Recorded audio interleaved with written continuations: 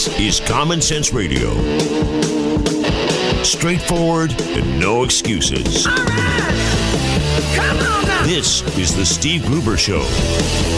Call me crazy. Oh, yeah. What I said was perfectly right and spot on accurate. Boy's got a mouth like a cannon, always shooting it all. Stop. Yeah,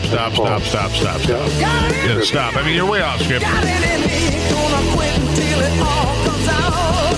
Hey, boy. Been a long education. Yeah, you know, it's not cynical. It's common sense. Pay attention to me when I'm talking to you. I'm gonna rock the nation. Rock the nation. Genuine, accountable, and raw. Here is Steve Gruber. Welcome to it. It is Tuesday, Super Tuesday, Part 3, if you will. Maybe the most critical day in American politics, possibly in your lifetime. You know, I know it's not a presidential election today, but I want you to consider some facts. For the first time today, you get some winner-take-all primaries, two specifically that make a huge difference, Florida and Ohio. If Donald Trump takes both of these states, along with Missouri, Illinois, and North Carolina, he will be almost unstoppable on the way to the White House. If he were to lose Florida and Ohio, getting the 1,237 delegates needed to nominate before he got to the convention in Cleveland would be nearly impossible. If he splits, which is entirely possible today, takes Florida, where he is way ahead, and loses to John Kasich in Ohio, where they're running neck and neck, well, it makes it much more interesting as to whether or not he can get the 1,237. He could still get it. It would be difficult, but it does change the look of the race. You've got all of that going on, and here in Michigan, a tawdry sex scandal, a tawdry human trafficking scandal involving the longtime county prosecutor in the capital city, in Ingham County. That's where we'll start today. Shocking announcement. I mean, it was floored me when I heard this. Stuart Dennings III has been around since, the 1990s. 97, he's been on the scene. 19 years. He's been the prosecutor in Ingham County, in the capital city, the face of law enforcement for Lansing, really, and the surrounding areas oftentimes. But yesterday morning, about this time, he was arrested and charged with 15 counts.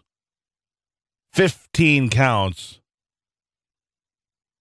including a felony count of prostitution pandering for allegedly using his position as the prosecutor to coerce a woman into having sex for money, the woman that came to him in a child custody case. She came to him for help. He coerced her into having sex for money. In fact, Stuart Dennings III paid for sex hundreds of times, according to Attorney General Bill Schuette. The Attorney General's office was brought into it when Ingham County Sheriff Gene Rigglesworth, while investigating a human trafficking ring over the last couple of years, realized that one of the people involved, one of the longtime participants of the ring, was the county prosecutor. He said he had no place else to turn. In fact, he said he's known Stuart for a long time. We've done campaigning together. This was a huge betrayal of his trust, of his oath of office, his service to the people. So after the Attorney General's office got involved at the request of the Ingham County Sheriff's Office, along came the FBI. Dennings facing up to 20 years in prison. Dennings facing up to 20 years in prison if convicted.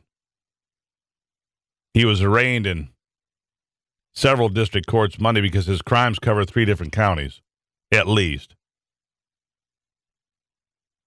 During the arraignment, Dennings' attorney, G. Michael Hocking, told Magistrate Laura Milmore that the charges might be somewhat of a political case full of titillating-type accusations, but that his client was no threat to the community. He added that Dennings had been aware of the investigation for weeks and hadn't fled or harassed witnesses, despite ample opportunity. First elected in 1996, he took office in 1997. And just to see how this was played out, Dunnings is a Democrat. Attorney Bill Schuette is a Republican, but the man that brought the case down on Dunning's head, Gene Rigglesworth, is a longtime outspoken Democrat. He was released on $5,000 personal reconnaissance bond. With cuffed hands partially concealed, the prosecutor appeared in an open shirt, sport coat. This according to the Lansing State Journal in Lansing. His sister, Ingham County Circuit Court Administrator Shauna Dunning, sat in the courtroom, and multiple court employees asked if she was okay, and some hugged her. Hocking refused to comment before or after the arraignment, but could be overheard in the hallway before the proceeding, telling Shauna and the other court employees he felt Schuette's motivations were political in nature. We shall see. But the charges stem from a federal investigation. And we will be talking to the Attorney General later today. We'll get his reaction to the accusation that this is a political prosecution. And others, and in fact a couple that I talked to, so there's always been this idea that Dunning's chatter, if you will, they called it chatter yesterday. There's been this whole notion that he was, it was his reputation. Let's put it that way. It was his reputation. Now, the reputation, does that mean you're guilty of anything? No. But it seems to me that this is a pretty powerful case. The felony, of course,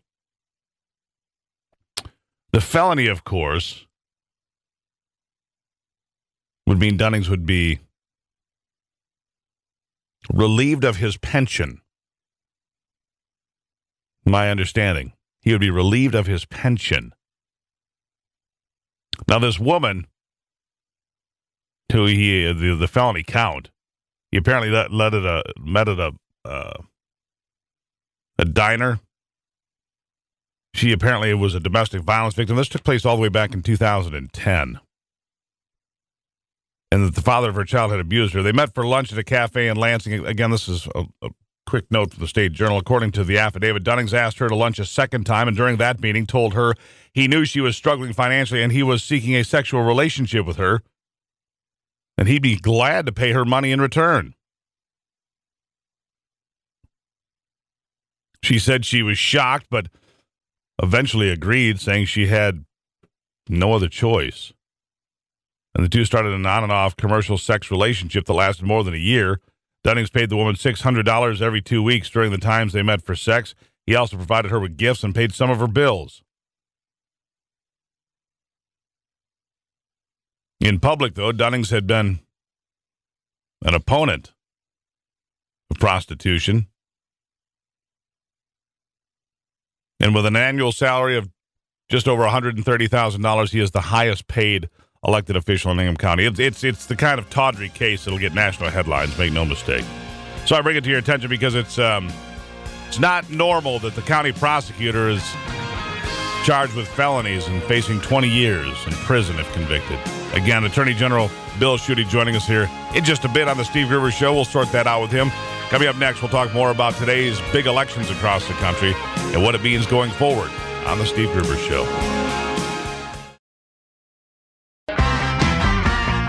The Steve Gruber Show, American values with Midwestern common sense.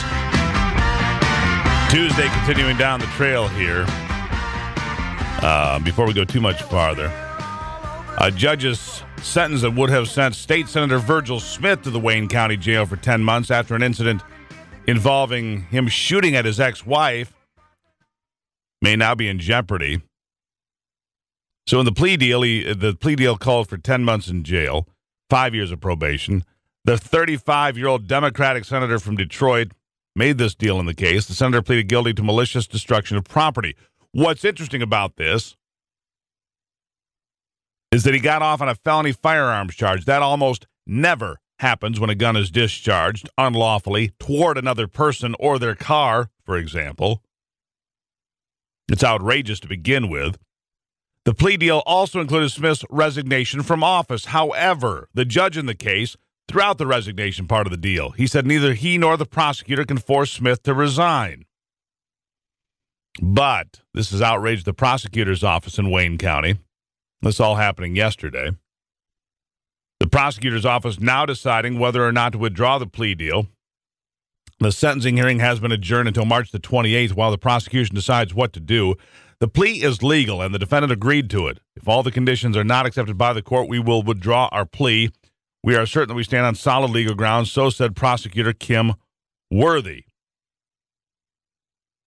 Now, Wayne County Circuit Judge Lawrence Talon said Smith could be expelled, voted out of office, or resign, but requiring him to resign offends the state constitution and is contrary to public policy and compromises the integrity of the court. Here's a little bit of that conversation. Clip 4. Go. The aspect of the plea which required him to resign from his office and not hold public office or appointed office during his probation offends the state constitution. It's contrary to public policy, compromises the integrity of this court. Therefore, it's void. And there you have it. There's the judge speaking. That's Lawrence Talon, Judge Lawrence Talon. We'll see what happens there. Kim Worthy, she's going to pull that deal. She is going to pull that deal. Okay, so back to the math for today on Super Tuesday again. Here's something for you to think about. I want you to think about you. Of course, you're aware of what happened in Chicago on Friday with the thousands of protesters, disruptors, as Donald Trump calls them, descending on his gathering in Chicago, bringing it to a halt. Our little progressive fascist friends, the privileged little friends stomping on free speech. But now one person, a person that's been on this program many times, is not seen in a good light by the Clintons and others, says, well, there's a lot more to this than you realize. Roger Stone, one of the most polarizing figures in Washington. He was a member of the Richard Nixon team, a very devious member, some would say. He is also a guy who has a solid track record of finding fingerprints on dirty deeds all over the nation's capital. In fact, he is one of the best at identifying those who are pulling the strings in political scams, even when it looks like someone else is holding the bag. He is great at finding the dirt that others have tried to keep hidden. He's been on this program several times, I mentioned. Now he says it is Hillary Clinton that is behind the protesters showing up at Donald Trump rallies and creating problems. In fact, Stone says it is all very calculated to destroy Trump.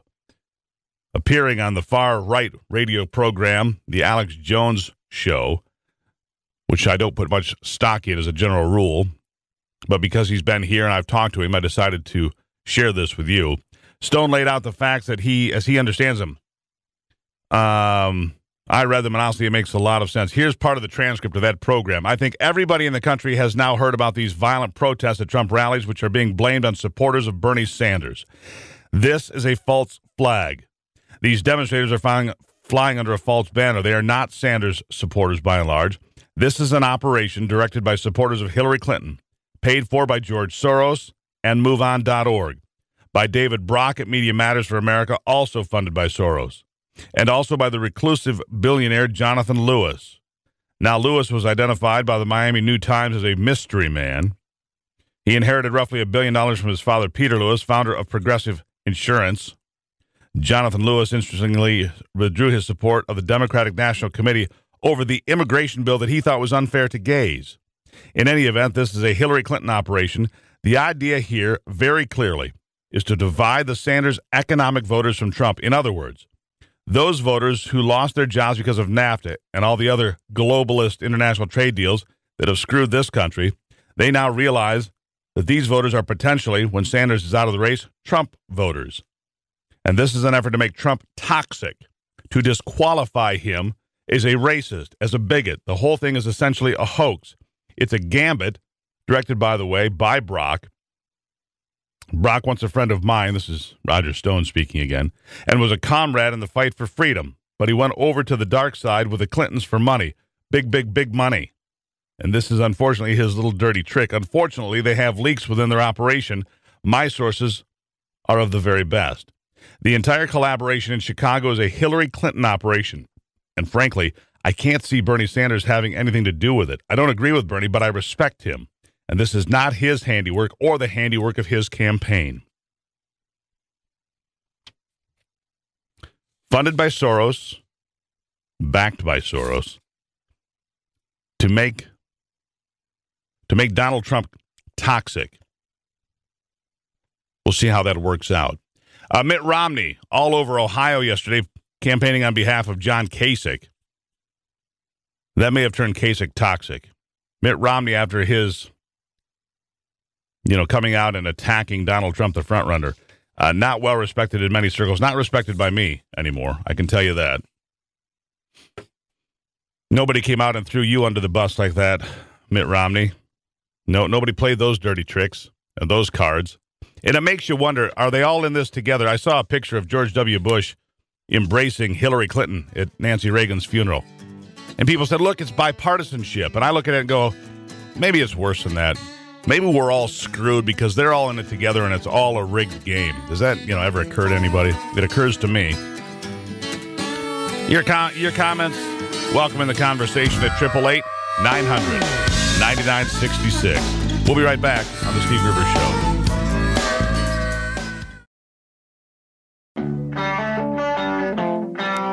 Michigan, born and raised with Midwestern values and Michigan common sense.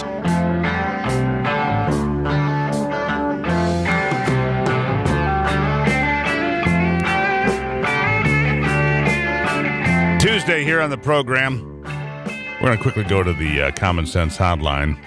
Steve on the line today. Steve, welcome to the program. Good morning, sir. To make a long story short, there's a real easy way for Donald Trump to handle this whole thing. And that is, he says out loud several times that he will denounce anybody that disrupts the other candidates' programs, and it will not be tolerated at his. Along with this, they should be doing facial recognition stuff. That way you end any issues with repeat offenders. Yeah, and I appreciate that. A bunch of people complain, well, how come they can shut down free speech of protesters? Well, under the law that predated Trump by, a long time, the demonstrators like that cannot just appear at a place that's under control by the Secret Service. Steve, I got to run, but something to keep an eye on. And I agree. Trump should say it shouldn't be tolerated anywhere. Except you got your little fascist liberals that want to shut everybody down. They want their safe spaces and their opportunity to make sure that you can say anything you want as long as you agree with them and parrot exactly what they tell you to say. Other than that, there is no tolerance because it's newspeak in 1984 style, very well done, because it's intolerance in the name of tolerance. That's what it is. Our next guest, Christopher Harris, Executive Director of Unhyphenated America. Christopher, welcome to the program. Hey, Steve, good morning. Glad to have you on board. Am I on the right track there? Is it intolerance in the name of tolerance? It's the strangest thing I've ever seen. These young people fomenting at the mouth and fomenting dissent and saying we need, diversity and freedom of speech and da-da-da, but don't you dare say that. And I need a safe space. And if you say anything we don't like, we'll bring a mob and shut you down. It's crazy. Steve, I'm actually speechless as I look at how these young people are acting today. I've said on many occasions, I've actually addressed the parents. I'm of an age now where I have a lot of my high school classmates who have kids of this age. And I'm like, listen, some of you somewhere are responsible for this, and your kids suck. I just told the point, look, your kids suck. I'm like, where did you get this idea that it was okay to train your kids or let your kids believe these things? Because nobody believed these things when I was growing up. And I hate to sound like an old fuddy-duddy, but I'm like, we didn't think like this. How old are you? I'm 43. All right. I'll be 43. So I'm like, it's like, suck it up, That's the thing where, like, if you fell down, you got a scratch, okay, whatever. We didn't ask to have I'm wondering, like, where do we turn to having playgrounds that everything has to be cushioned? God forbid our child fall down and get an owie. Well, the kids don't. Well, let's start with the basics, Christopher. Kids don't even want to go on the playground. They want to sit in their classroom and drool on their smart device, whatever that may be. So kids don't even get a chance to scrape their knees. But you're exactly right. Here's the problem. the marketplace of ideas is supposed to be schools and universities and so forth. Now we have universities, clamoring students there to have the professors thrown out. In fact, we're going to have a professor coming up on this program in the next couple of days who is an African-American woman at Vanderbilt University, grew up poor in Virginia with 12 siblings, and they want to throw her out because she doesn't understand diversity well enough. I'm like, my God, what has happened to these children? I'm familiar with her. I can't remember her name, but I know who you're talking about. And, yeah, I actually have been lectured by white Democrats, and, your listeners don't know this, but I have a permanent tan, right? So I'm black. And I've been lectured by white Democrats about diversity, which is, you kind of have the Scooby-Doo look on, you go, oh, what? You're telling me, I'm sorry, I need to be lectured about what it's like to be a minority in America. But you got to wonder who's behind these people. And, you hear the name George Soros thrown around all the time. A lot of your listeners, maybe they're aware of the Democracy Alliance or not, but, it's that organization that's created to actually help back movements like Black Lives Matter and all the Wall Street and Occupy Wall Street, rather.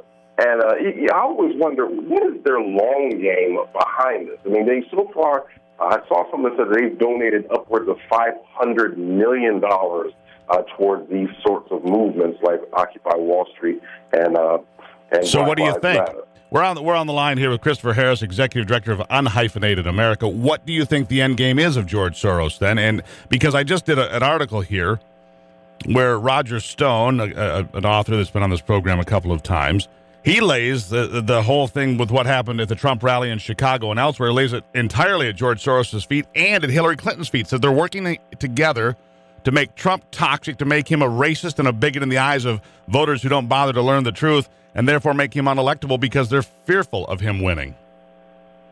Well, see, I want to go along with that, which I think there's some truth to that, but then there's the issue of these people have shown up at Hillary's events, and, they took the microphone away from Bernie Sanders.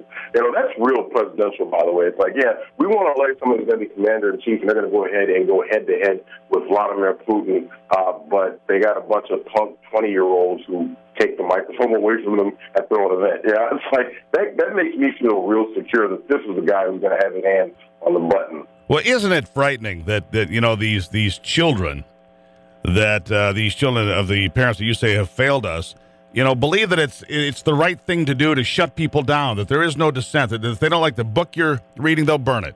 If they don't like what you're saying, they'll have a mob surround you and beat you down verbally or physically in some cases. Talk about little fascist liberals. That's what they are, fascist little liberals. Donald Trump's a fascist. Donald Trump isn't shutting people down. That's what fascists do. They get rid of the books. They stifle your speech. They don't care about free speech or your freedom. Where am I going wrong here, Christopher? Well, we're victims of our own success, Steve. Is at the end of the day, that leftist ideology is parasitical. You cannot you couldn't dump off a bunch of people at a deserted island and then come back and say, hey, you know what? We'll come back to check on you guys. You go ahead and create your own civilization. It wouldn't happen with leftist ideology. Prosperity only comes from what we call conservative principles.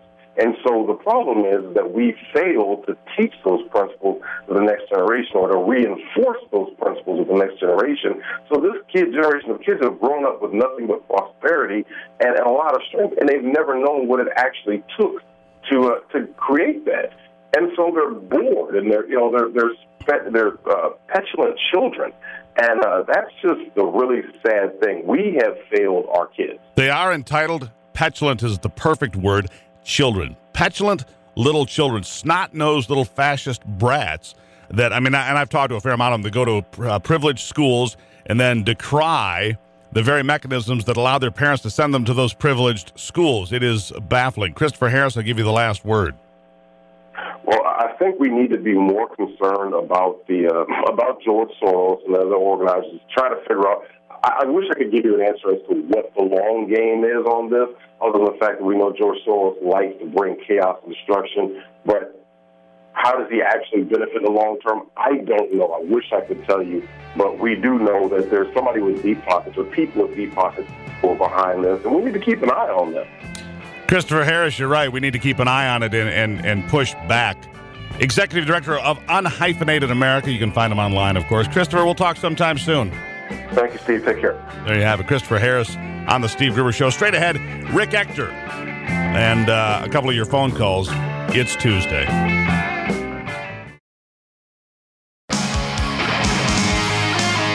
Delivering Michigan common sense with a big dose of truth and honesty. All right, welcome back to it. Real quickly to the hotline. We've got Jim hanging on the line in East Lansing. Jim, welcome to the program. Thanks, Steve.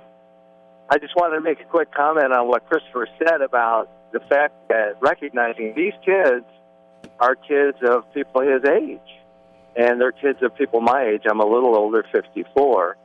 And I want to kind of go back to high school and say, what were you people thinking that your kids would act so privileged when none of us did in our generation at that point in our lives? No, here's what happened, Jim. We let the hippies take over the classrooms. They took over the teachers' lounge, and they took over the classroom, and they taught their ideology. Even though it didn't work in the real world, they would sit around the teachers' lounge and fantasize about how the world could really be in utopia. And they fed this garbage into our kids' heads while we were at work, you see. While we were off working, they were feeding garbage into our kids' heads, indoctrinating them. At least that's my theory. And I appreciate you checking in.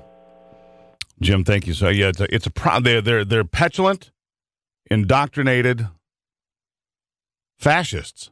And it's funny that they would refer to anybody else as a fascist because conservatives are not running around trying to shut down Bernie Sanders get-togethers. Other fascists are. Other little liberals are trying to shut down Bernie Sanders events. Fascists are shutting down Donald Trump events. Conservatives aren't running around trying to silence what people have to say. 888-900-9966 is the number to call. 888-900-9966, the hotline number here. My next guest, one of my favorites, Rick Ector, National Rifle Association credentialed firearms trainer in Detroit. Legally Armed in Detroit, his group. Rick, welcome back to the program. Hey, Steve, thanks for having me. Always a pleasure. Always a pleasure to have you here, too, my friend, because you bring, a certain level of civility and common sense to the program that I greatly appreciate. I see that Georgia has now passed a campus carry bill legalizing guns for those 21 years and older to be carried concealed, not in the open. Very specific about that. Not sure the governor's going to sign it, but he may. And Georgia won't be the first place that that'll be true. But what do you make of it? I've always stipulated that your gun rights shouldn't evaporate or disappear just because you cross some imaginary border, whether it's one that separates states or one that separates a community from a college. You still have a person who has to meet whatever requirements that state imposes on people to actually exercise that right, whether it's on a college campus or if it's just out on a country road somewhere. So I think it's a great step. It's a great advance, and I hope the governor actually signs it. What's interesting is that if you look at some states with the least amount of gun laws, one state in particular comes to mind where you can carry a handgun wherever you go because there are no laws saying you can't do that. So basically it's very free. And that state, believe it or not, is Vermont, Bernie Sanders' home state. Bernie Sanders, outspoken critic and anti-gun guy. And Vermont has very, very little gun crime. And it's been legal in Vermont to always carry a handgun. I mean, constitutional carry is what I'm driving at here because there's a movement in Michigan toward constitutional carry where that card that you have in your pocket now, that CPL you have now, Rick, would no longer be necessary. What do you make of that? I am a huge advocate of constitutional carry. There's a current bill that's enrolled and it's been introduced already. There was a similar effort that got gamratted a little while back, but we hope to get a little more momentum this time. I don't think the governor is a big fan of it, but if we keep pursuing it, we will eventually get there. You made the mention that states that have the least amount of gun control usually have the least amount of crime. Well, the inverse is also true. The places that have the most gun laws on the books are probably some of the most dangerous places to live. So there's no question about that. You know, you look at Chicago and you see what goes on there, and I don't mean with the nonsense last Friday. I mean with guns as a general rule. Chicago, a very dangerous place, as is Washington, D.C. or Cleveland. You go to the cities that have the strictest gun control, they have the most crime, which, you know, people, because ordinary citizens can't just protect themselves, because ordinary citizens will actually take a moment and say, well, I'd really like to protect myself, but if I buy this gun, if I get caught, man, I'm going to be in big trouble. You know, so ordinary citizens actually think about the ramifications when criminals do not. Yeah, it's time to just flip the whole situation. Let's have the bad guys in fear of actually attacking someone because they might be armed and might actually know how to use it. So, yeah, we definitely need to continue the trend. And, you know, what we'll find is that if we go to constitutional carry, we'll find that people will be, by and large, responsible. And more people will actually seek out the training even when it's not necessary. Yeah, the training, and I think, you know, I can't force them to have the training, but I think that it makes a lot of sense. I mean, if you're going to operate a motor vehicle or something else that has a lot of responsibility with it, you might as well know all you can, my estimation. And I encourage people to get educated with guns. I can't, you know, say you have to, but I sure think it's a good idea. And I think most reasonable and responsible people agree with you, Steve. Well, there you go. Most reasonable and responsible people actually listen to the program. Yeah. A lot of truth to that, Rick.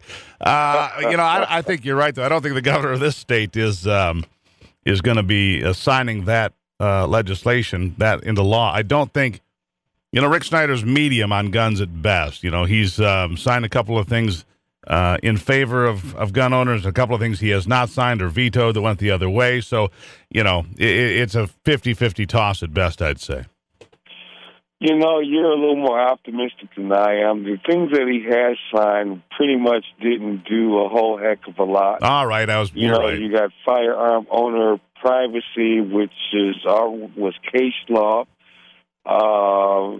The brandishing bill that the open carry guys wanted, you know, that all that did was just codify something that was, you know, basically an attorney general opinion. I think he's lukewarm on gun rights, man. I think you're right. I think that's fair, and that's why I say he's medium lukewarm. I agree with you, Rick, so I wouldn't be optimistic about this getting passed. But, hey, a great conversation. Always appreciate you stopping in. We'll talk soon. Hey, I hope so, and I look forward to it. There it is. Rick Ector, everybody, one of my heroes, National Rifle Association credentialed firearms trainer in the city of Detroit. Right here on the Steve Gruber Show. We'll be right back.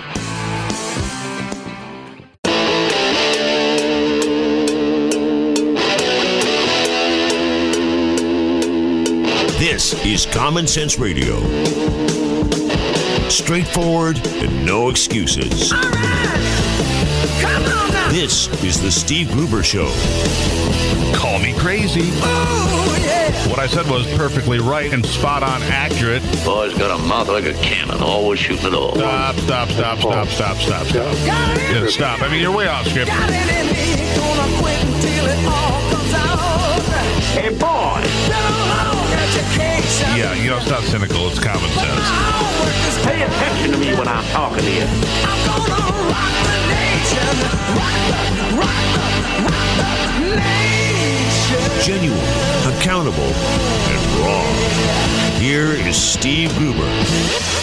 All right, and welcome to it. It is Tuesday, and a big Tuesday that it is, as voters will be going to the polls in Florida, Ohio, Illinois, North Carolina, and Missouri. Big day. A big day because what happens today could well determine who the Republican nominee for president is. Pretty simple. If Donald Trump runs all 5 states, he's pretty well guaranteed of winning it. If he doesn't win in the winner-take-all states of Florida and Ohio, Florida with 99 delegates, Ohio with 66. If he were to lose both of those, his chance of securing the nomination with 1,237 delegates prior to arriving in Cleveland for the Republican National Convention in July, highly unlikely. Highly unlikely. If he splits, which is possible, then it becomes a lot more interesting. he may be able to get to the 1237, but it's not going to be an easy slog. People like Mitt Romney will be out there, foaming at the mouth and decrying Trump at every turn.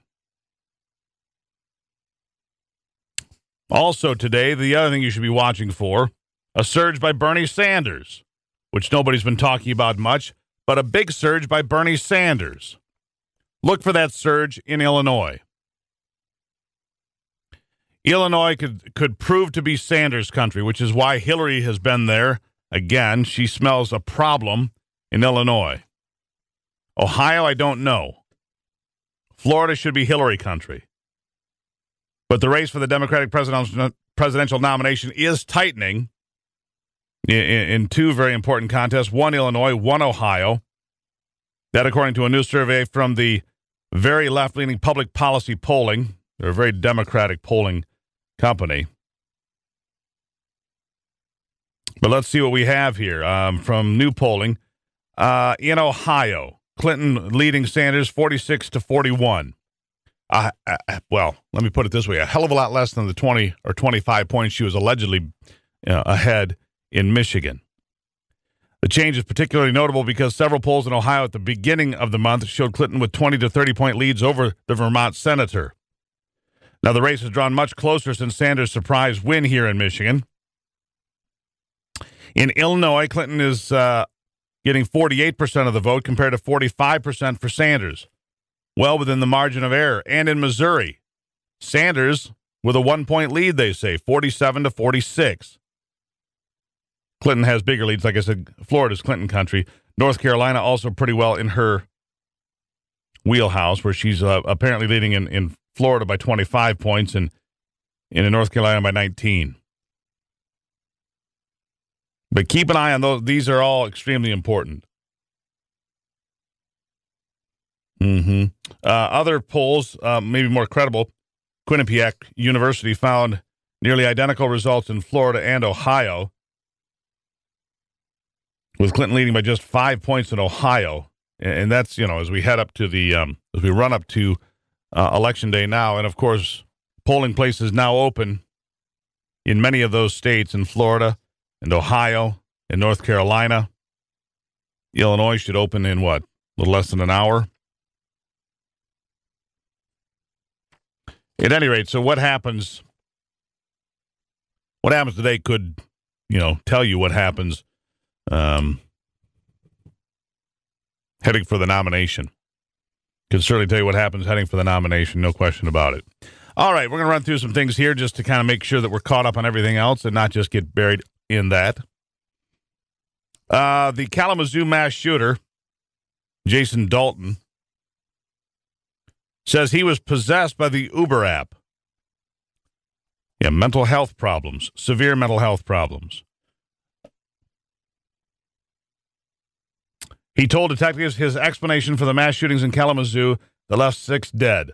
The Uber driver then proceeded to tell detectives that the Uber app on his iPhone had taken over his mind and led to the carnage and bloodshed that took place between 5:40 p.m. and 10:26 p.m. on the 20th of February. Here it is. I asked Dalton what was going through his mind at Don Seeley Ford, and he said he didn't want to say. This from Detective Bill Morian. He wrote this in a report obtained Monday by the Kalamazoo Gazette and MLive through the Michigan Freedom of Information Act.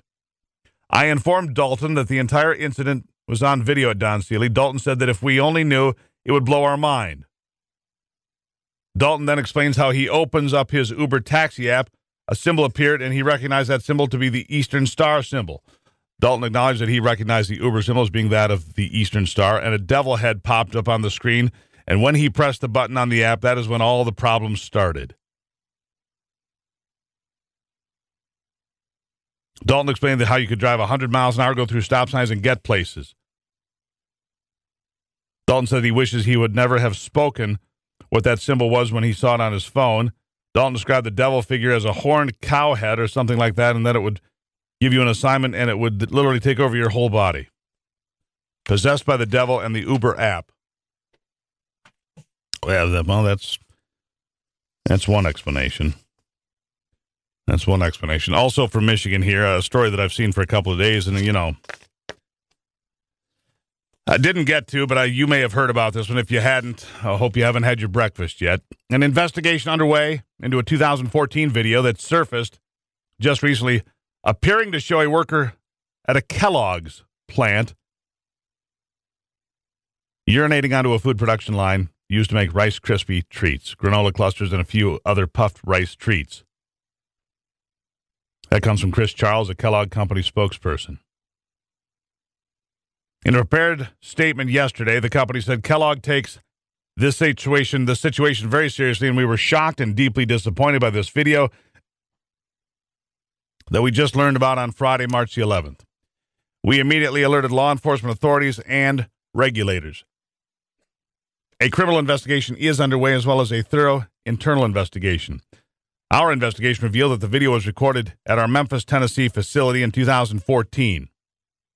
It is important to note that any products that could potentially have been impacted would be very limited and well past their expiration dates or previously consumed. These potentially impacted products included Rice Krispie treats, granola clusters used in a couple products, and a few other puffed rice treats that are no longer being made. Food quality of the utmost importance to Kellogg. We are outraged by this completely unacceptable situation. We will work closely with authorities to prosecute to the full extent of the law anyone involved. And darn it, I buy those Rice Krispie treats on occasion. I admit it. I'm upset now. It's 14 after the hour. It's Tuesday on the Steve Gruber Show.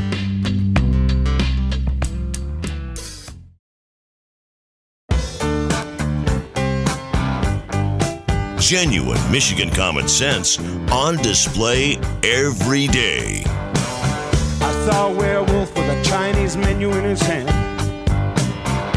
walking through the streets of Soho in the rain. He was looking for the place called Lee Ho Fooks. All right, welcome back to it on a Tuesday. Of course, tomorrow we'll have complete breakdown and analysis of what happens at the polling places today around the country. It could have a long-term effect on where we're going. It could have a long-term effect, make no mistake, on the Second Amendment.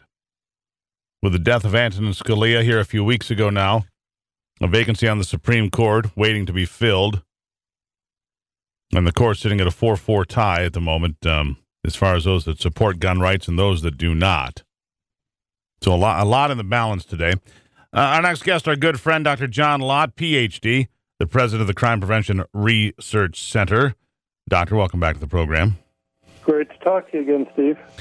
Well, let's see here. We need some catching up to do. A constitutional carry, big conversation going on in Michigan as to whether or not it'll get through the legislature. But in other places like Georgia, college carrying, kids being able to carry on campus 21 years of age and older is apparently made its way through on the way to the governor's desk there. It may or may not make it.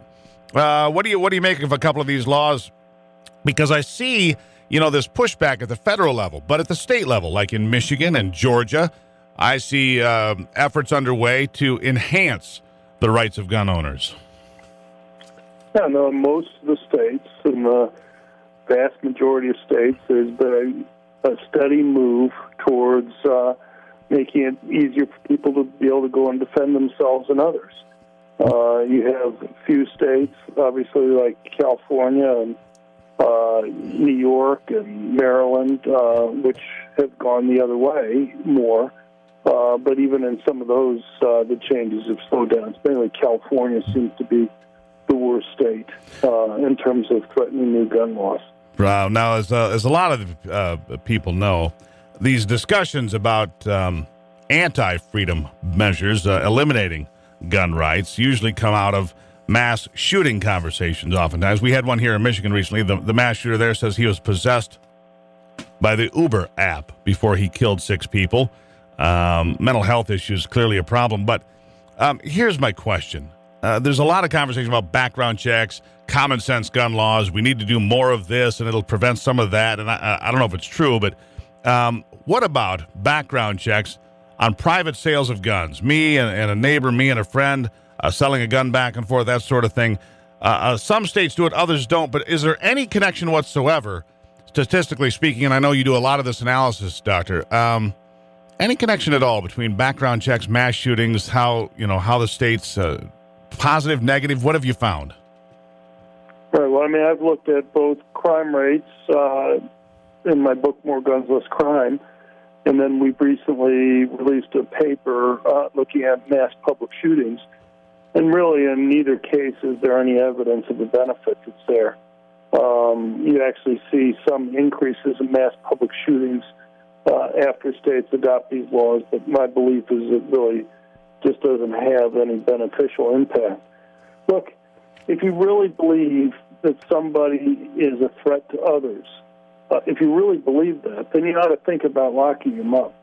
Because just because you say they can't legally buy a gun isn't going to stop them from getting them any more than saying you can't legally go and buy drugs. People seem to have this view that if they just go and say you can't legally do something, that's going to stop them. But we have these mass public shootings are planned 6 months, a year, 2.5 years in advance. And if somebody's going to spend that much time going and thinking about these attacks, they're going to find a way to be able to go and get weapons to accomplish this. The other problem is that these laws aren't costless. It's so much the discussion is, well, if it could just stop one person, won't that be good? And everybody wants to stop every single one of these attacks. The problem is that these laws cost money. They make it costly for people to go and buy guns. In Washington, D.C., when the president tells people he's not pushing these laws that would have any impact on law-abiding people getting guns, that's simply wrong. In Washington, D.C., the expand background check there adds $125 to the cost of a gun. There's some states, like Washington State, where you can find it maybe only adds $60 out of the cost of a gun. In California, it's $80. That may not stop you or I from getting a gun, but the type of people that my research shows benefits the most from having guns for protection, poor blacks who live in high-crime urban areas, having $80 or $125 additional cost might make the difference between whether or not they're able to defend themselves or their family. The law-abiding citizens, the law-abiding poor people who live in those areas, who obey the laws, they're the ones who are going to get affected.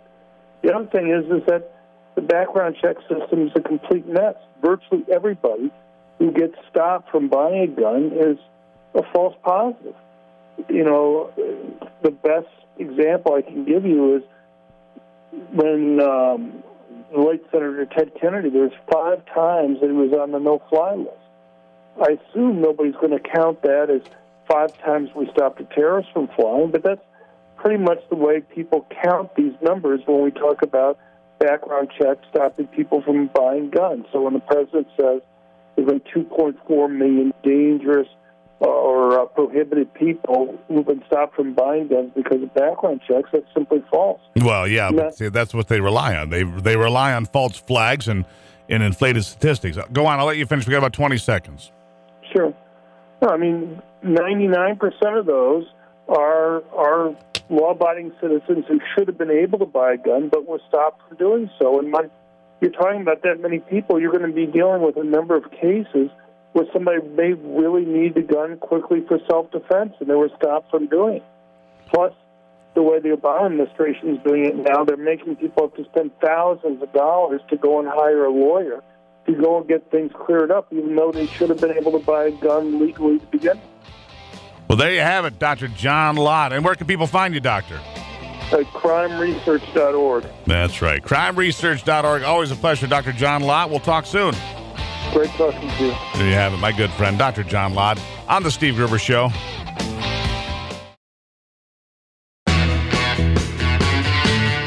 Getting your day started with news from around the state and around the world. Common Sense Radio. This is the Steve Gruber Show. I can't get no satisfaction. I can't get no. Of course, by tomorrow we'll be talking in great length about the election results today from Ohio and Florida. They could be pivotal in where this election is going.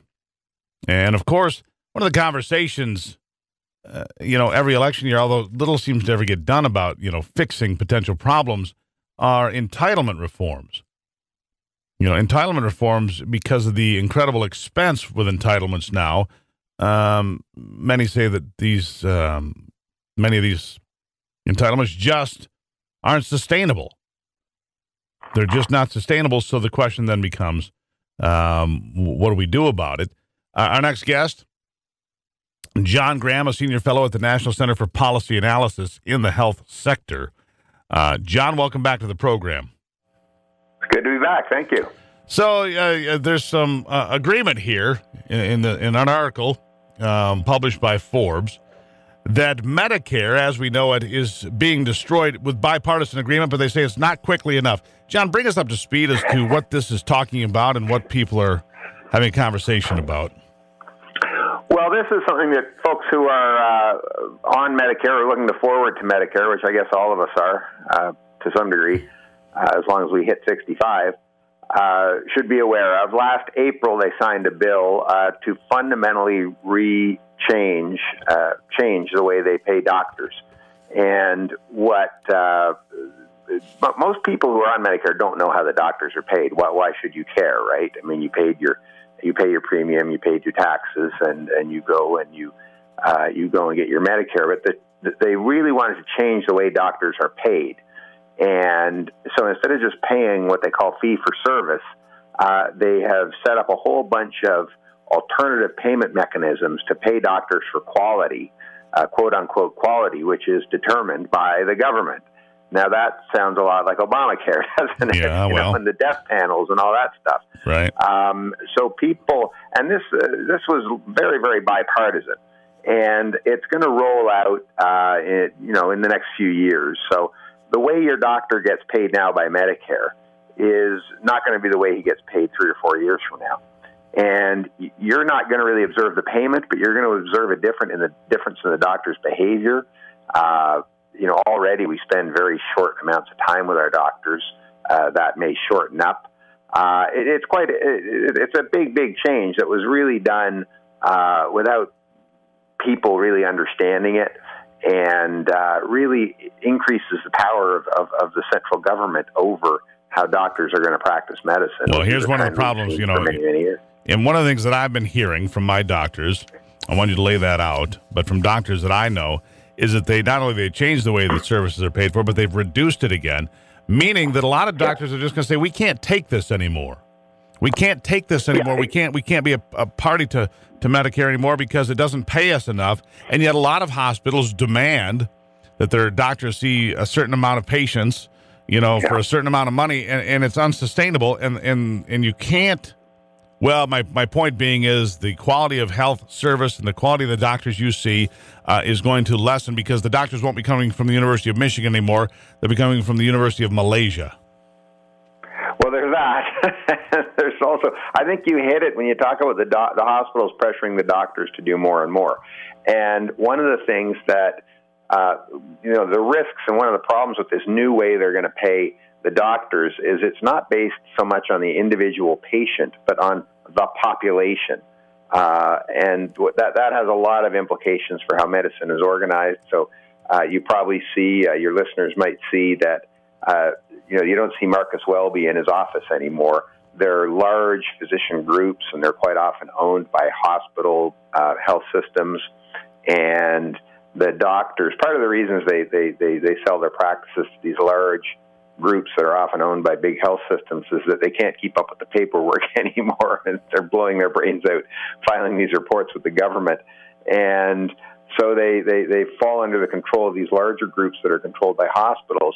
And then the incentives in these big multi-hospital health systems are often to do things that may not always be for the benefit of the individual patient, but to get the numbers of the whole many thousands of patients in the group up for the purposes of the government measurement.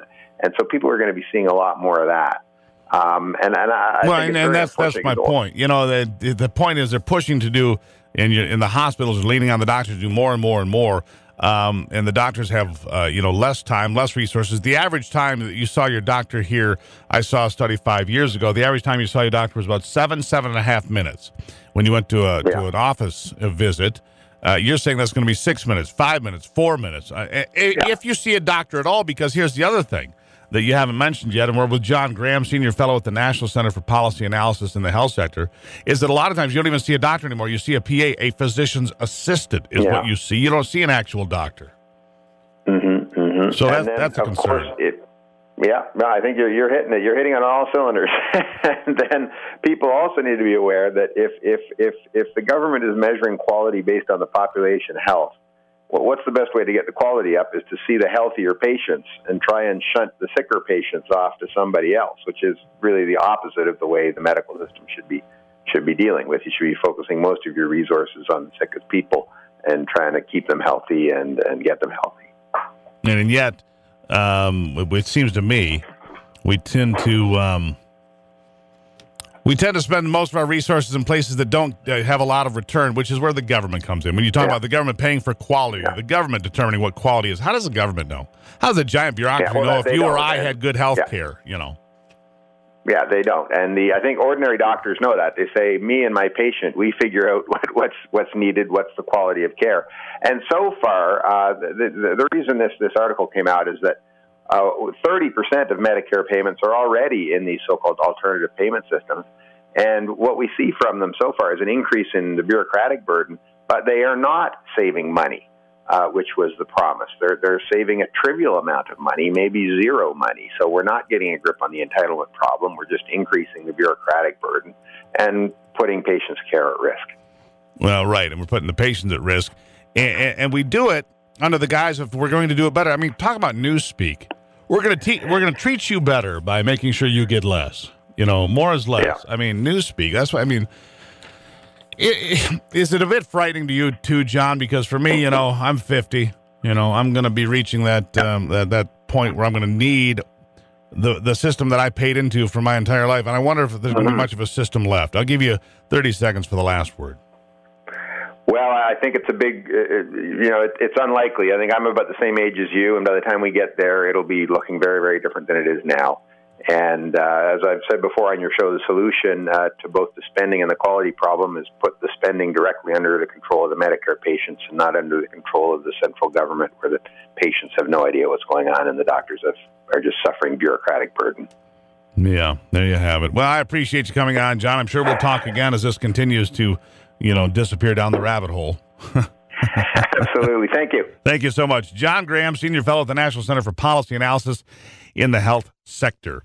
Government's here to help your health care. Do you really believe that's going to help? I mean, come on. All right. Back in a moment on the Steve Gruber Show.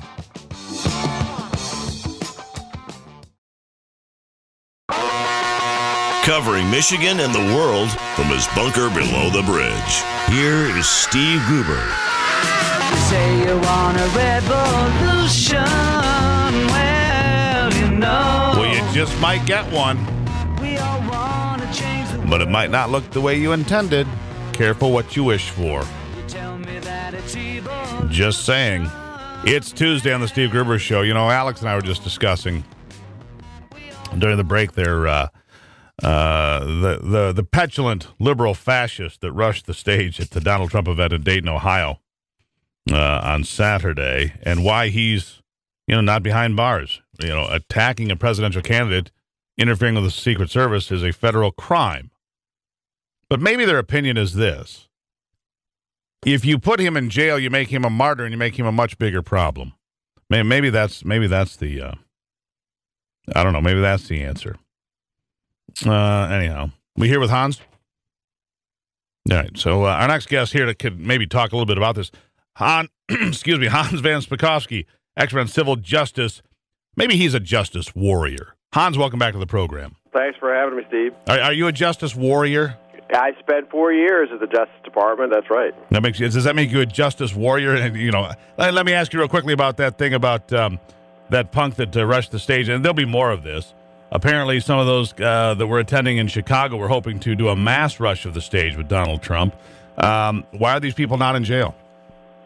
Well, that's an interesting question. You'll have to ask Loretta Lynch. Maybe it's because she's busy doing other things that she considers more important, like investigating dissenters from the global climate change theory. Well, there is that. I mean, those people that would dare. And I was going to ask, here's a question for you, Hans. All right, so we hear a lot about climate change. We hear about global warming, all this stuff that's going on. And the Arctic is melting. I've got an article here that actually says from a UK university that the atmosphere being too clean is increasing the Arctic melt in some cases because there's no particulate in the air in some places, which causes a faster melt of the ice. But have you ever seen personally, any evidence of global warming in your life?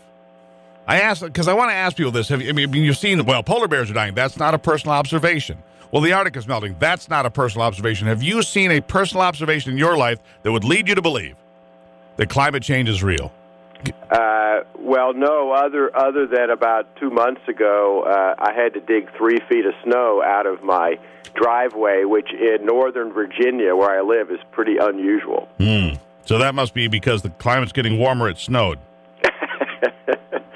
Yeah, that must be it. Well, that's not funny, Steve. You see, you're just a knuckle dragger, and you're too dumb to figure it out.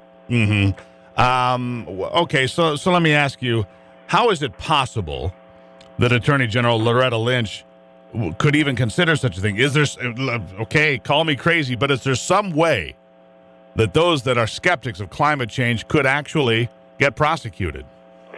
Well, not legitimately. But, that's not what I asked. But she is following in the same steps of 2 state attorney generals, the Attorney General of New York and California, who both have announced that they've opened up investigations of ExxonMobil and in New York, possibly another company, for supposedly lying to the public and their shareholders about global climate change. Now, how that translates into a violation of the law, they don't really explain. But, I mean, that's part of the problem here when you have, when you have someone who is politically oriented as the Attorney General, and Loretta Lynch is proving that's who she is, then they don't really care about the objective, fair administration of justice and enforcement of federal law. That they're willing to use their power to achieve ideological and political ends. Well, exactly right. They're trying to use the pressure of the government to force people to collapse, to cave in, to give in, to acquiesce, I suppose. It's not unlike what I see on the streets, with little liberal fascists screaming down those that they don't like and shutting down free speech. And it's more of the same. So I guess our little liberal fascists, our Hitler youth out there, attacking anybody they don't agree with, from college campuses to political campaigns, they learn from what they see at a much higher level, it occurs to me.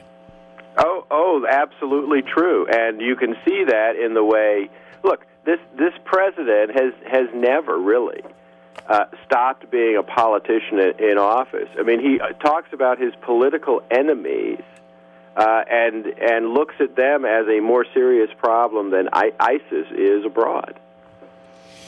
Yeah, so, that's, and to hear John Kerry talk and to hear these other idiots talk, it was climate change that triggered the problems with ISIS, and it's climate change that's triggered the people to apparently to leave their homes, travel thousands of miles, and touch off suicide bombs in Paris and elsewhere. Apparently, it's because climate change and there was a drought or some foolishness. Yeah, can you imagine such monumental stupidity in the people that are supposed to be leading this country? I mean, that is so dumb, and yet we have the Secretary of State actually seriously saying that and the president agreeing with him. If you go back to Marxist thought, though, literally, Karl Marx, one of the tenets of Marxism is Mother Earth, and using Mother Earth as a way to instigate the control over the people. I mean, this is not new thinking. This is nothing special or spectacular in the 21st century. It is a revisitation of Marxist thought and the application thereof. Plain and simple from what I read. Well, I actually think you're correct about that. And I have a little bit of family experience with that because my father was Russian, and he fled. He fled that kind of thinking to come to the United States, and now we see it reappearing here and being, frankly, taught. Well, that's because we've our young generations in the schools. Taught that it's good and acceptable. That's the problem. Not taught what the truth is about Stalin or Mao or Pol Pot or any of the people, including the Cuban dictators that we're apparently all good buddies with south of our border. Anyhow, Hans, always a good conversation. Thanks, Steve. We'll light him on fire again sometime soon. Hans Van Spakovsky here on the Steve Gruber Show. We'll be right back.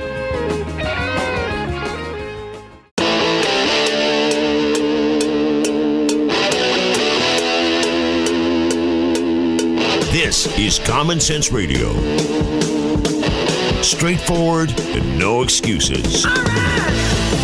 Come on now. This is the Steve Gruber Show. Call me crazy. Oh, yeah. What I said was perfectly right and spot on accurate. Boy's got a mouth like a cannon, always shooting it all. Stop. Yeah, stop. I mean, you're way off script. Got it in me. Gonna quit until it all comes out. Hey, boy! Yeah, it's not cynical. It's common sense. Pay attention to me when I'm talking to you. I'm gonna rock the nation. Rock the nation. Genuine, accountable, and raw. Here is Steve Gruber. It is Tuesday here on the Steve Gruber Show, and a lot of politics to talk about. But I saw something yesterday that in my, good Lord, near 30 years of doing this, I've only ever seen anything similar once or twice. A shocking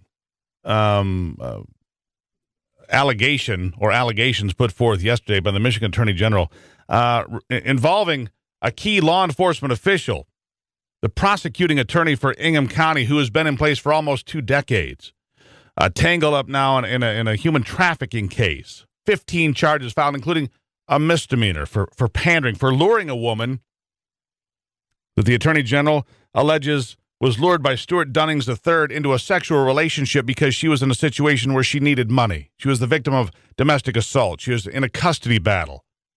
Lurid details, a tawdry case to say the least. The Attorney General, Bill Schuette, joining me on the phone now to talk more about this in a case that is difficult for law enforcement. Mr. Attorney General, welcome back to the show. Well, Steve, thank you. And you really framed this issue correctly. And it's very disheartening when you have to file charges against a member of law enforcement. But this started as an FBI investigation of human trafficking in Lansing in mid-Michigan, assisted by the Ingham County Sheriff's Office and also the Department of Attorney General. And the prosecutor got caught up in this net. And I think the message of this human trafficking net, and the message is, it doesn't matter who you are, what position you might hold, but if you break the law, there are consequences. And we live in a world, Steve, where people wonder whether the system is rigged, the criminal justice system is rigged so that a few escape and skate away and go unpunished because they're part of a chosen few, or they walk in halls of power. The message of yesterday is, it doesn't matter who you are, when you break the law, there are consequences. Elected in 1996, Stuart Dunnings III took his position in 1997. He's been there for almost 2 decades. You've obviously worked with him in cases and on cases in the past, I would guess. So when this came to your attention, it had to send shockwaves not only through you, but through the entire law enforcement community, because this is Lansing. This is the capital city. This is the chief law enforcement officer right here in the center of Michigan's political universe, if you will. Well, it was a jaw dropper. It made you shake your head. And when I've conversed with others in law enforcement over the past hours, they're in shock as well. But here's what you have: you have a prosecutor takes an oath to report crime, fight crime, ended up committing crimes, and these were women that were part of a human trafficking, enterprise. And coincidentally, the same day we announced charges, the trafficker, the thug who organized this, was sentenced in federal court for being in federal prison because of human trafficking. And the fact is, these women that we allege that the prosecutor Dunnings frequented, they at certain times are bruised, battered, plied with drugs, assaulted, and he did nothing, absolutely nothing, and that's the shocking thing. That's why I think that he should resign, Steve. No, and you called for that, as did Gene Wrigglesworth, the county sheriff, who's been on the job longer than the prosecutor has. And Gene, by the way, Gene did a great job, as did the FBI and the team at the Attorney General. It was a cooperative effort. Yeah, Gene looked upset. I mean, I've known Gene for years and years because I've worked in and around this community for a very long time. He's been there for a very long time. Now Stuart Dunnings is a Democrat and Gene Wrigglesworth Democrats. You're a Republican, but really, when it came down to it, Gene's office at the Ingham County Sheriff's Department reached out to you and to others to say, look, we've got a problem here that we can't proceed without outside intervention, and you guys all work together, bipartisan, to put this case together. Yeah, see, politics has nothing to do with it, and Gene did a great job. And yes, as you say, he's a Democrat. Yes, I'm a Republican, but this is about responsibility. When you serve in an elective office, you hold something special that people give you trust. And it doesn't mean they always agree with everything you do. Okay, that's not the point. But you conduct yourself, and your performance is above the law, not breaking the law. And that's what happened, and that's really the severance of trust that occurred. Again, this one woman was undergoing financial difficulties. She was in the middle of a child custody dispute in the courts, and he preyed upon her. And at her weakest moment, it sounds like. Yeah, she was a victim, and all these other women who were plied with drugs and part of the human trafficking scheme, and he didn't do anything to stop that. I mean, that's outrageous. So I got a couple of things here before I let you go. I know you've got a busy morning, obviously. But his attorney, in a published report here in one of the newspapers, says that they believe the prosecution is political in nature. That's why I bring that up. What would you say to that kind of a criticism? I'd say talk to Steve Gruber because you framed it correctly, and this is about a Democratic county sheriff, the FBI, with impeccable reputation, joined with the Department of Attorney General, and our job is to enforce the law, and that's what we did. And those who complain and scream, it's just sour grapes. Well, and so on social media, as I watch, a tremendous amount of reaction to this case, as you can imagine. Some people believe it's possible that because of who he is and what he has done and how long he's been in that job, he will get an easier ride than others. What do you say to the folks that think that, back to what you said about the system being rigged and some people get special treatment? What would you say about that? Yeah, and the lesson of yesterday is that the system in Michigan, not on my watch, the system in Michigan is not rigged, not on my watch. And the point is, it doesn't matter what your political philosophy might be, what your pedigree is, what you do, all that nonsense, whether, where you walk in the halls of power, so to speak. When you break the law, no matter who you are, there are consequences. And it'll be the law and the system fairly adjudicating this, like any other person. All right, and two other things real quickly. Give me what's going to happen with the venue. Obviously, here in Ingham County or Clinton County and Eaton County, where most of the crimes are alleged to have occurred, is there going to be a change of venue possibly? And what is the timeline from here of how this case will proceed? That's up to the court system. There was an arraignment yesterday, and how this proceeds in terms of a preliminary examination, I leave that to the courts and all of that. More to come on that. It'll be just by the book, Steve. They got to sort it out a little bit and figure out which direction they go. Yeah, that's right. Fair enough. All right, Bill Schuette, Attorney General, State of Michigan, a big case, not a happy case, not one of the cases you go, hey, we got him. One of the cases you kind of go, well, we had to do what we had to do. That's exactly right. That's exactly right, Steve. All right, Bill Schuette, always a pleasure. Thank you. Good being here. You have a great day. There you have it. Attorney General Bill Schuette of Michigan, taking action, but you could tell yesterday, from what I could tell, he wasn't celebrating it as some sort of a victory. Nor was Ingham County Sheriff Gene Wrigglesworth. What an unusual case where a 2 decades long prosecuting attorney is taken down in a human trafficking case. It's a big story, both here and around the country. It's 14 after on the Steve Gruber Show.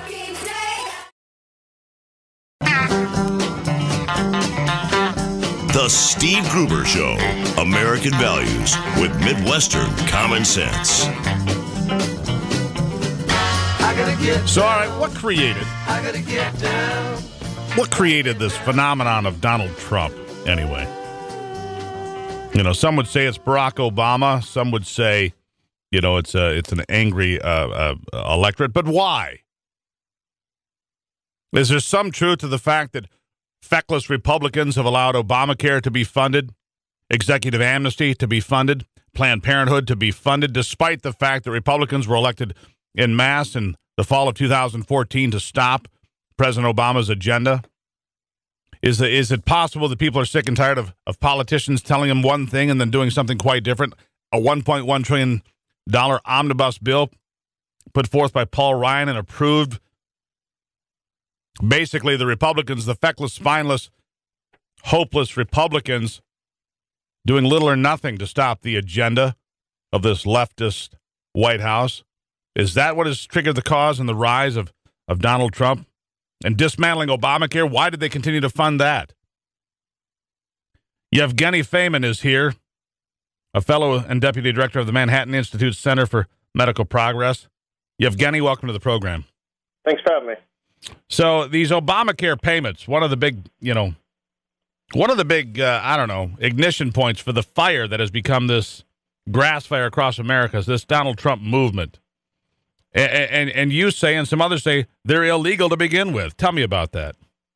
Also here, these particular payments, what they're supposed to do is it's a fee imposed on insurers that have employer-sponsored coverage. So they're providing coverage for big companies, small companies, medium-sized companies. And the idea is to then use that funding to help offset some of the costs of the individual market insurers, the ones participating in the exchanges, to help them adjust for the first 3 years. The way it was supposed to happen was a portion of the payments were supposed to go to these insurers, and a portion of the payments, so a small amount, was supposed to go to the Treasury. It looks like in the first year, HHS didn't collect enough money, and they're saying that they're going to provide the full funding to the insurers, nothing to the Treasury, meaning nothing to the U.S. government.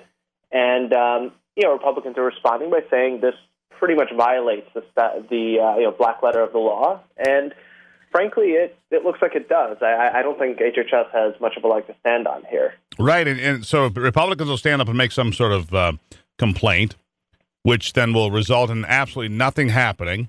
And they'll go back and they'll lick their wounds, and Barack Obama will continue to roll over them because they have no spine and no ability to stand up, or no ability, it appears, to do the right thing.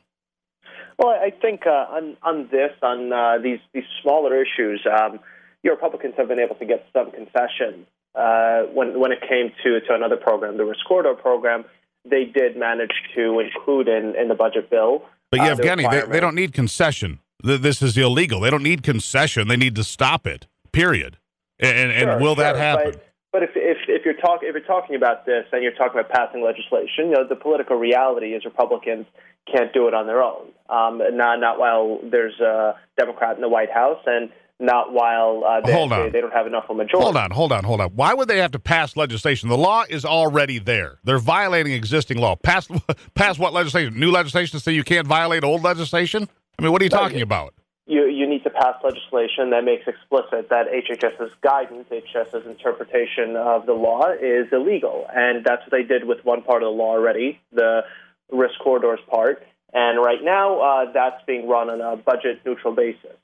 So the court... The same thing would have to happen here. Couldn't a federal court pretty well look at this and say that's illegal? Don't do it.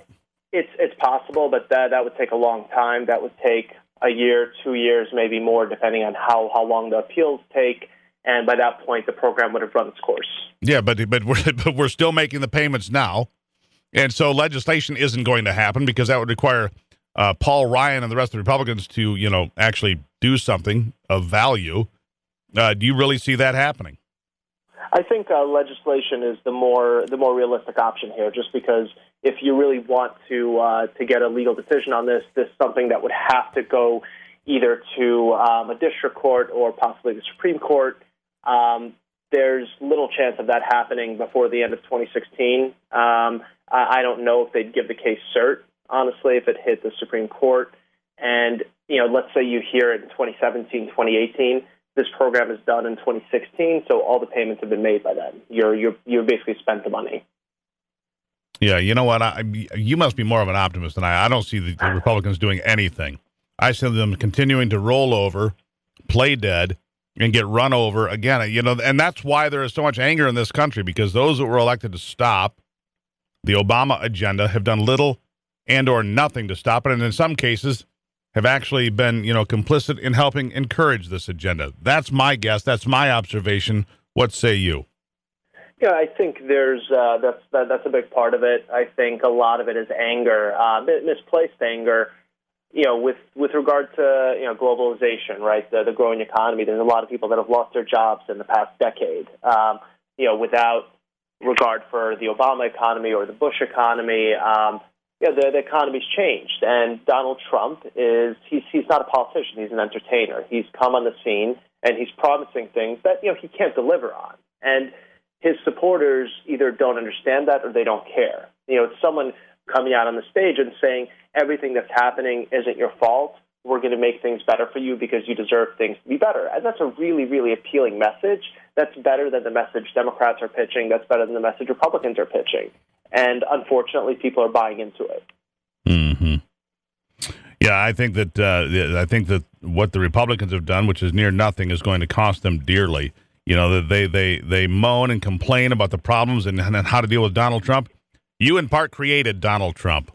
The Republicans are guilty of that, as is Barack Obama. So, I believe that that's why it has come back to haunt them the way it has. Yevgeniy, I appreciate it. I wish we had a little bit more time, but that's what we have for today.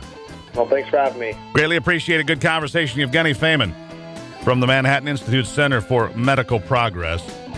We'll be right back on the Steve Gruber Show.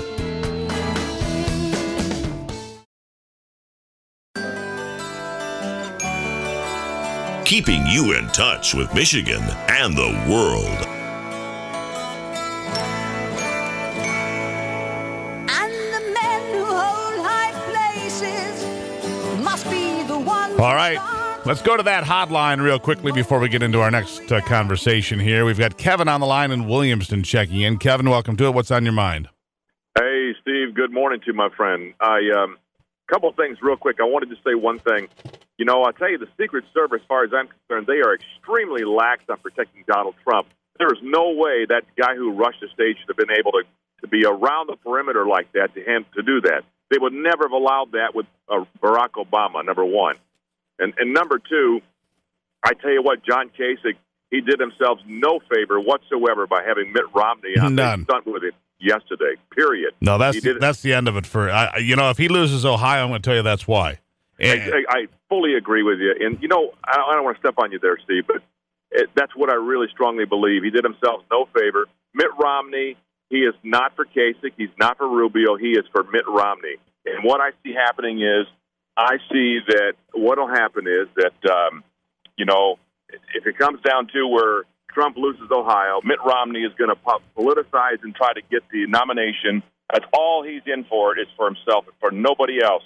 And I had respect for him at one time. I used to have respect for him, Kevin, but I've lost it. I got to run. I appreciate it, though, for checking in. The hotline number, if you'd like to get your 2 cents in today, 888-900-9966, 888-900-9966. I was just talking a little bit earlier about this suggestion by the Congressional Budget Office to start taxing drivers by the mile. This has been out there before.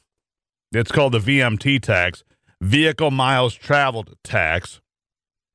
And this is the latest effort from Congress to add a tax. They demand higher fuel economies. They tax us on the fuel, right? Because that's what's supposed to pay for roads and bridges and infrastructure. But they squander that money elsewhere, so they don't have enough tax money there. Now they've demanded higher CAFE standards, and now they want to come back to a VMT tax.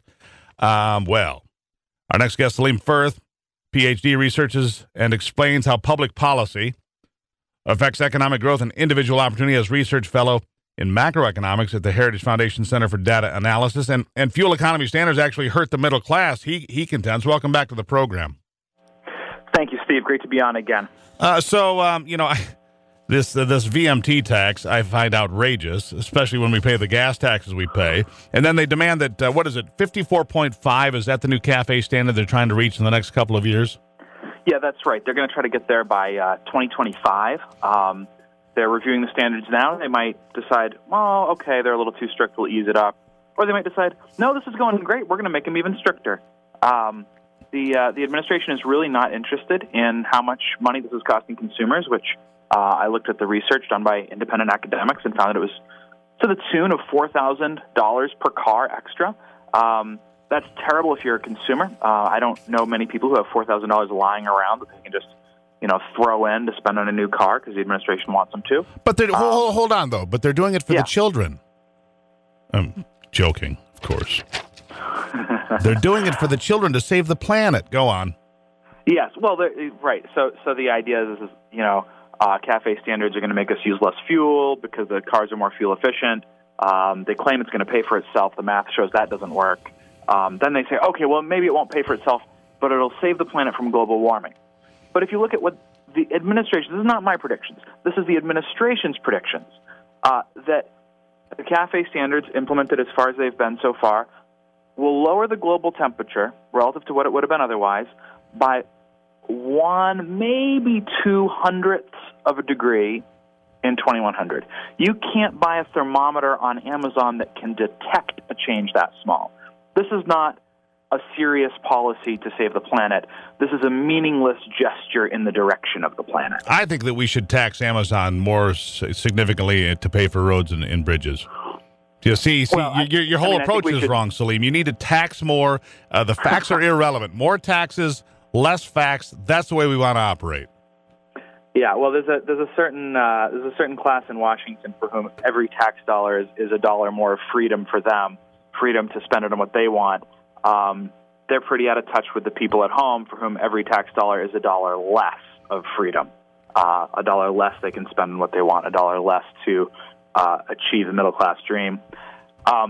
In your audience is in Michigan, and a place widely noted perhaps for the auto industry. Mm-hmm. I don't know how many cars fewer are being sold and manufactured because of the CAFE standards, but I do know my economics, and anytime you add $4,000 to the price of something, consumers buy less of it. Well, here's what I know. Yeah, here's what I know. That in some ways, it is creating a new industry and opportunity. Ford Motor Company, for example, is putting out a whole host of electric cars, which I suppose will be put into the mix for their CAFE standards. I don't know how well they sell, but they are creating that technology and making it better. Okay, so for Los Angeles or a big city area where you want less smoke and smog, okay, maybe that makes sense. In the back roads of Michigan, listen, I haven't had an air quality problem in 50 years of living in Michigan. Call me crazy. That's right. And then I've got this thing in front of me from a place called the Heritage Foundation that you've heard of. It's called the 2016 Index of Economic Freedom, where the United States continues to go down and down and down because of reckless and careless policies like the ones you're describing. Yeah, that's absolutely right. And you mentioned the vehicle miles traveled tax. Just what an idiotic idea. We have gas taxes. Don't hold back. We have gas taxes. They should be done at the local level. If your state or your county needs more money for roads and bridges, a gas tax is a reasonable way to raise that. People know they're paying it, and they're going to get angry if they're paying 40 cents a gallon in taxes and they're not getting good service from it. So there's accountability, which went on for years in Michigan. We need some taxes to pay for infrastructure. That's reasonable. Mm-hmm. It's reasonable to do it locally so the people paying it get to enjoy the benefits. That's a completely reasonable way to do government. And if they're failing, then you vote out the bums and you bring in people who are going to spend the money wisely. Instead, the vehicle miles traveled is just another way to try to get the federal thumb in everything. You get to track every vehicle. The vehicle miles traveled does not distinguish between your rural driving in Michigan and someone's congested driving in Los Angeles, which is much more costly because it's using a road that's already jammed up. It's hurting other drivers. You drive down an empty road in Michigan, you're not impacting anyone else. That's Add another car to Los Angeles, you're hurting everyone else's commute to work. I have a much more ominous question. This. We're with Salim Furth, Ph.D., researches and explains public policy, but much more ominous to the VMT tax that we're going down the road talking about here, which, by the way, is a vehicle miles traveled tax. How do they monitor that? Because the way I've seen it monitored, they attach a little computer to your car. And so if they attach a little computer to your car, isn't that a little bit damn frightening? Well, the government's just going to attach it so they know where you go and how often you go. Hey, you know what? And you went to the grocery store 3 times in one day. What are you doing? And then you went out for pizza when you had food at home. What are you doing? I mean, the possibilities are endless as the way they could manipulate and control your life. Right, and of course, the people who are proposing this are, they're just kind of wonks who came up with an idea, and they are excited about their idea because it's their idea, and they say, I don't have any intention to misuse this data, and I'm sure those people don't have any intention. But boy, you create a data set, somebody's going to find a way to use it. Yeah, the most know thing this going back to Nixon, going back to Roosevelt, going back to the 19th century presidents. When people have power and information, they're going to use it. And you can't be ignorant of that. You just hit the nail on the head. What have we been teaching kids their whole lives? Information is power. We thought it was a good thing, but not always. Salim, I have to run, but a good conversation as always. Thank you, Steve. There you have it. Salim Furth, Ph.D. at the Heritage Foundation Center for Data Analysis. Fuel economy standards really do hurt the middle class. And what about that VMT tax coming your way soon? It's the Steve Gruber Show on a Tuesday. Back in a flash.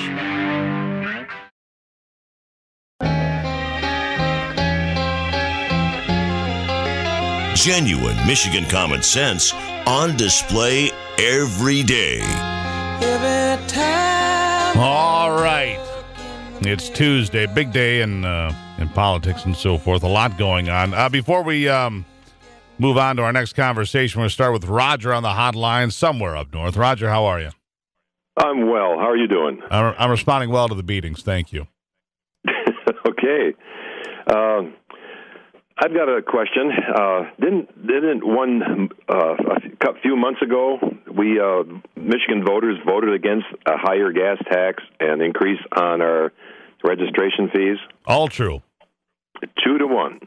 Well, I'm concerned about the people that are facilitating a recall. And I'm hoping that Mr. Wayne Schmidt will be recalled. He's the one that sponsored that bill to increase our gas tax and our registration fees. Yeah, that's exactly unconscionable. Right. People spoke, and why can't we have representation that backs up our votes? Well, it's a good question, Roger. And they actually it lost 4-1. As it turns out, but thanks for checking in. That's even higher. I love it. Yeah, 4-1. I can't. 80% to 20%. You got it, Roger. Thanks for checking in, my friend. Yeah. And so there you have it. Schmidt is facing a recall. So is apparently Governor Snyder. A lot of people unhappy right now with what's going on. Just a story that I saw here the last couple of days that I've been meaning to get to. But with everything going on, it's like I've told you. It's not easy to keep up with everything that's going on every day around here, so we're doing the best we can. But here's one. Open carry advocates were told to get rid of their guns at a convention, even though it didn't seem that there was any justification to do so. David Dellinger, Michigan Gun Owners Board member, here with us now to talk a little bit about this. David, welcome to the program. Thanks, Steve. So fill me in as to what happened. Well, we showed up at the show about 8:30. Show opened at 10. Now, where is it? Now, hold on. Where's the show and what's going on? What's the cause? What's the purpose of the show? The show was at DeVos Place in downtown Grand Rapids. It was the West Women's Expo presented by Kohler Expos. And our reason for being there was to give the women that attended the show information on why carrying a firearm may be a correct choice for protecting themselves and their families. Okay, so tell me what happened at this get-together, at this convention, if you will. Well, about halfway through the show, that first day on Friday, about 2:30, we were approached by representatives of SMG, who is the management company for the facility, and they were told that we were told we had to remove our firearms from the building because they were against policy.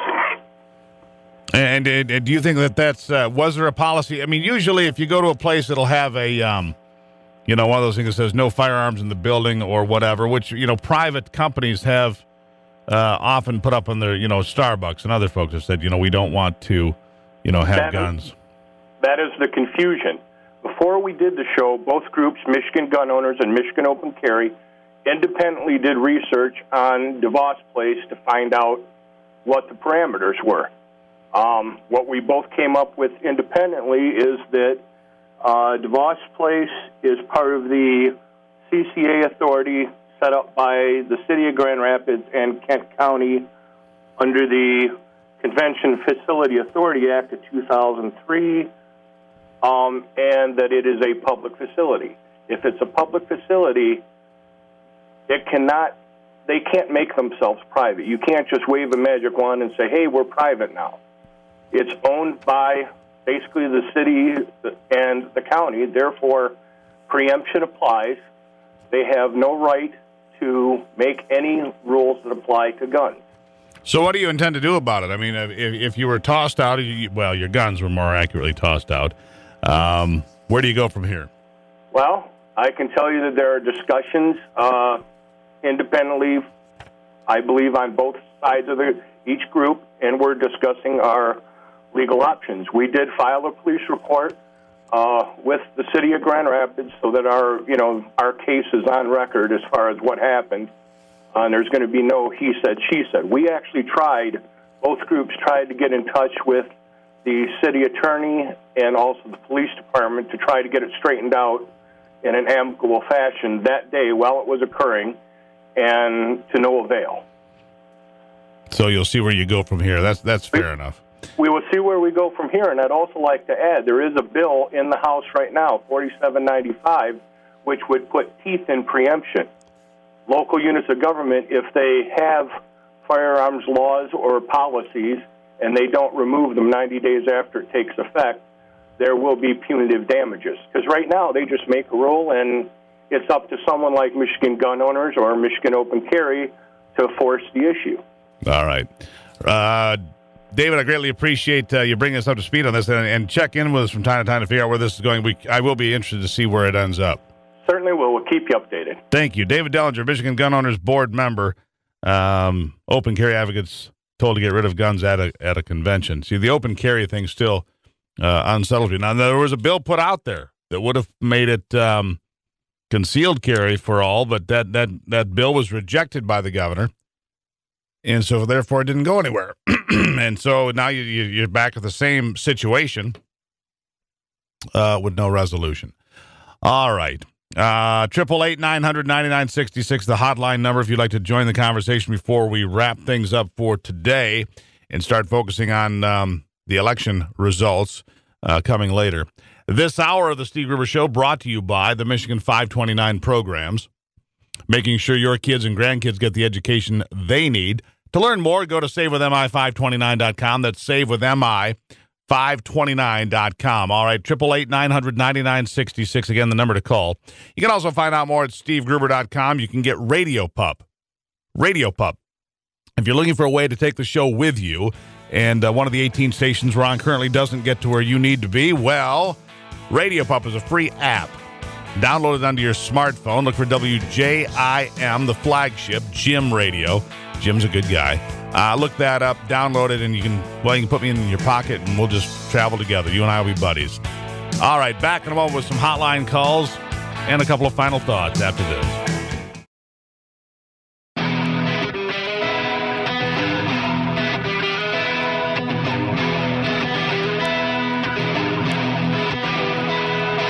Five minutes now to get to the top of the hour, wrap things up. Quickly, Dave is on the hotline in Grand Rapids. Dave, what's on your mind? Hey, thank you for taking my call. That was a very interesting conversation you had with your last caller about the Big Boss place in Grand Rapids. I'm curious. I saw in a jewelry store one time, they had a little sticker on their window. It says I wasn't allowed to carry my legal firearm into their store.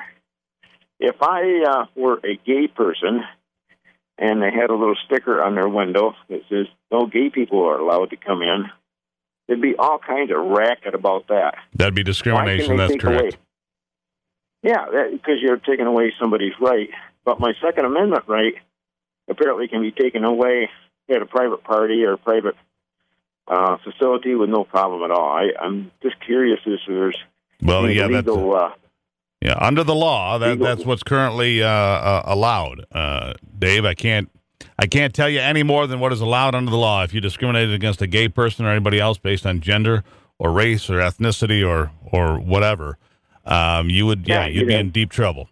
As far as banning somebody that has a firearm from bringing a firearm into their place of business, yeah, that's the law, Dave. I wish I could help you. I got to run, my friend, but that is the law and the way it is. I greatly appreciate it. Now, if you're looking for room to grow, a new home in the country might be right for you. But with so many construction choices, how do you know which options offer the best value? Well, Greenstone FCS is right here and ready to help. The week of March 21st, Greenstone is holding a series of educational seminars on new home construction. Industry experts will cover a range of subjects, including how to make selections that add value to your existing home, how to add value to the home you're building, how to be your own contractor, paths to financing your project, so much to talk about.